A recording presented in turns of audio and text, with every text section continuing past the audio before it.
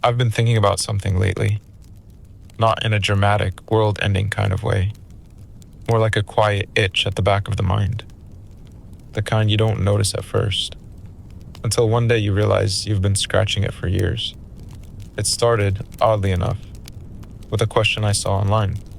Simple, almost forgettable. Have people massively changed in the last 20 years? At first, I dismissed it.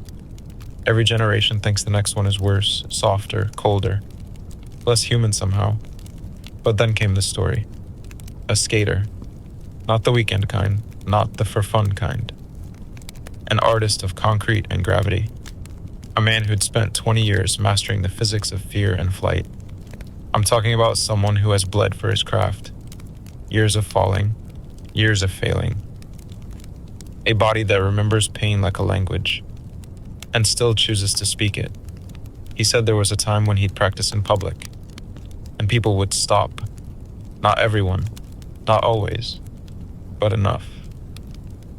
Enough to form a moment, enough to create that unspoken exchange between strangers. They'd gather, they'd watch, their faces lit with the uncomplicated joy of witnessing something extraordinary. Their collective awe was part of the performance, the wind beneath his wheels. Did you just see that?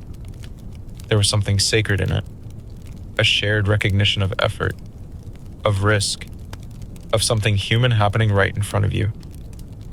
Now, he could launch himself into a perfect spinning defiance of death, and no one looks up. No pause, no widening of the eyes, no quiet smile exchanged between strangers. He is a ghost performing for ghosts. All of us staring through each other, mesmerized by the little glowing rectangles we carry, like secular prayer books. His dedication has been rendered invisible. What is mastery worth in a world that has lost its capacity for wonder? And I don't know why that stayed with me, but it did. Maybe because I've seen it too. A street musician pouring his lungs into a song, while an audience of AirPods walks past him like silence is contagious.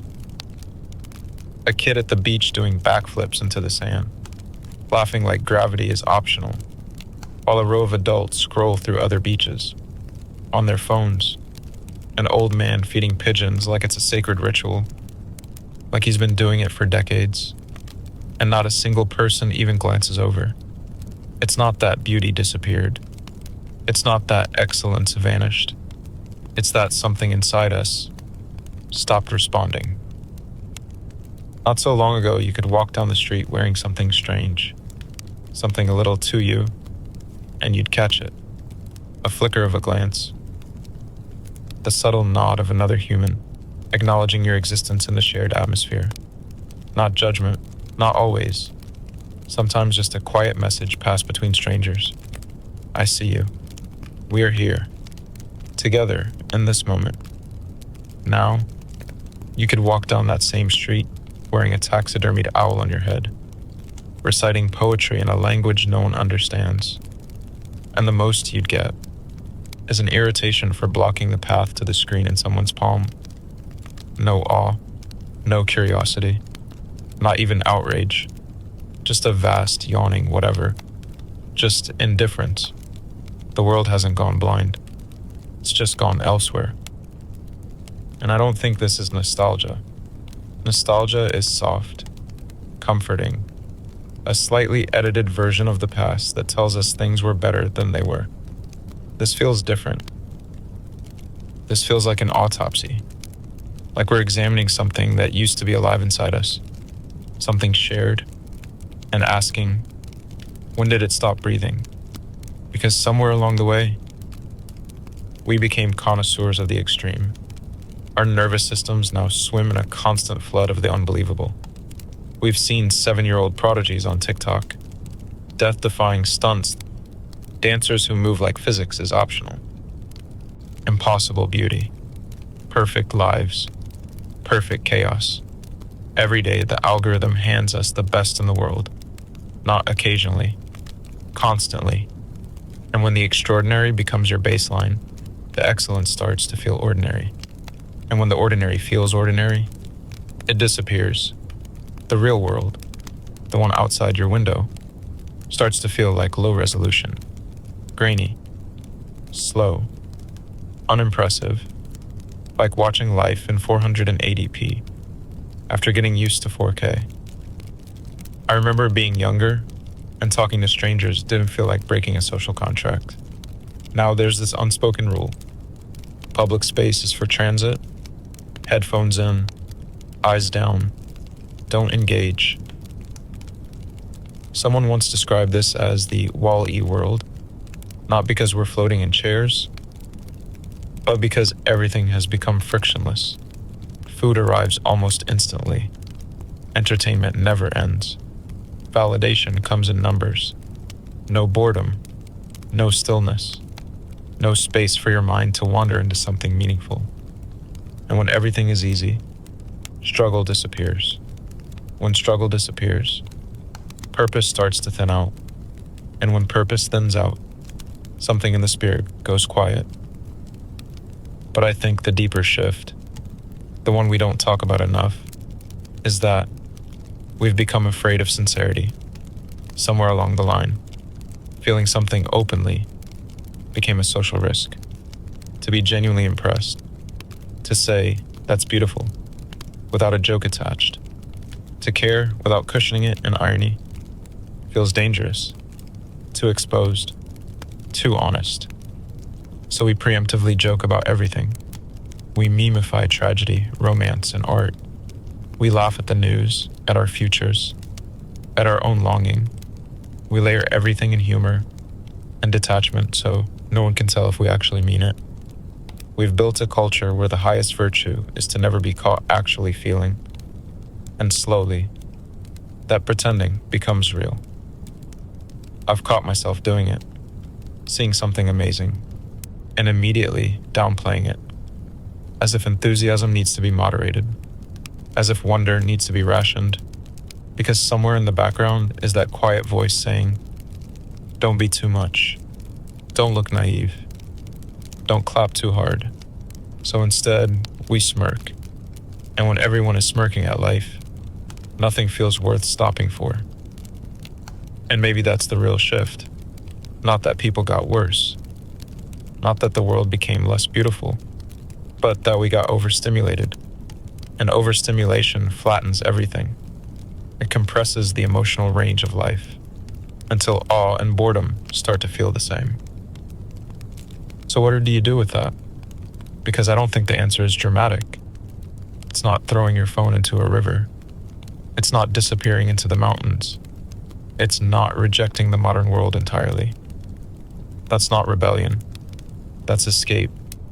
I think the real rebellion, the only one that still feels honest, happens at the level of attention.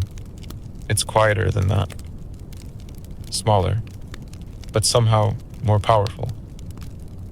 It's choosing to notice, deliberately, almost stubbornly, being the one person who stops for the skater, actually stops, not halfway, not while checking a notification, but fully, watching, feeling, letting yourself be impressed.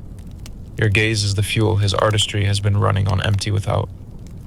It's clapping when no one else is clapping, not for performance, but for recognition, for that simple human acknowledgement. I saw what you did, and it mattered. It's choosing sincerity even when it makes you cringe, complimenting a stranger without turning it into content, just a passing sentence. That jacket suits you.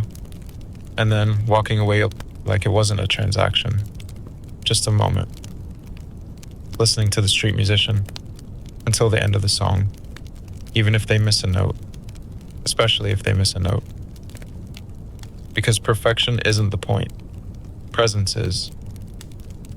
It's telling your friend, without irony, without hesitation, that's actually amazing. I'm proud of you. And letting that sentence exist without shrinking it. Allowing yourself to be impressed by a well-tended garden, delighted by the absurd, perfect innocence of a pigeon cooing on a fire escape. I have recently began taking long walks without my phone. No music, no scrolling. At first, it felt wrong, like I had forgotten something important. But then I noticed a kid learning how to ride a bike, wobbling, panicking, certain that falling was inevitable. His dad running behind him, out of breath, still encouraging. And for a few seconds, the kid didn't fall. And when he realized it, he screamed. Not a cool scream, not a controlled one, a full, unfiltered, I just did something impossible kind of scream. And for a moment, the world felt alive again.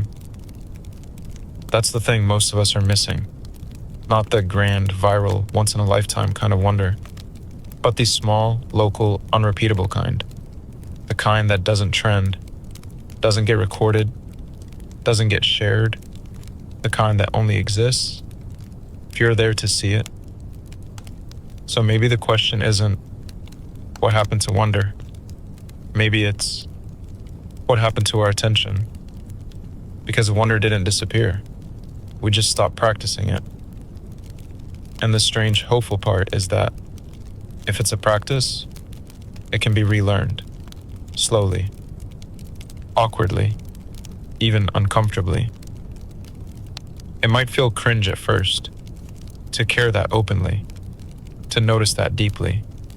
But maybe that's the signal. Maybe cringe is just the feeling of breaking out of a pattern you've been stuck in for too long. So tonight, or tomorrow, or the next time you find yourself walking through the world half present, try something different. Look up, not metaphorically, literally.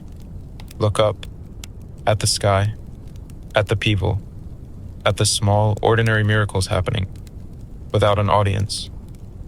Be the one who notices. Be the one who feels something without apologizing for it. Because the world doesn't feel indifferent by accident. It feels indifferent because we've practiced indifference. And like any practice, it can be undone. The cage is real. The comfort, the distraction, the endless scroll, all of it. But the door was never locked. It's just heavy, and we've forgotten the strength it takes to push it open.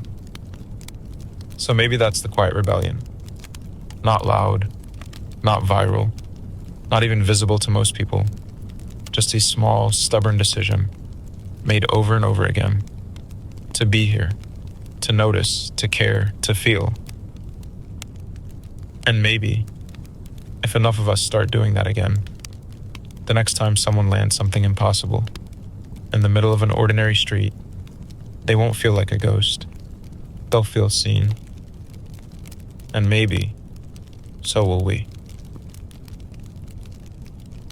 So, wherever you are right now, driving, lying awake, or just sitting with your thoughts, I'm glad our paths crossed for a little while.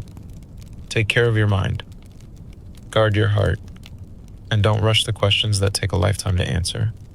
Until next time, peace be with you.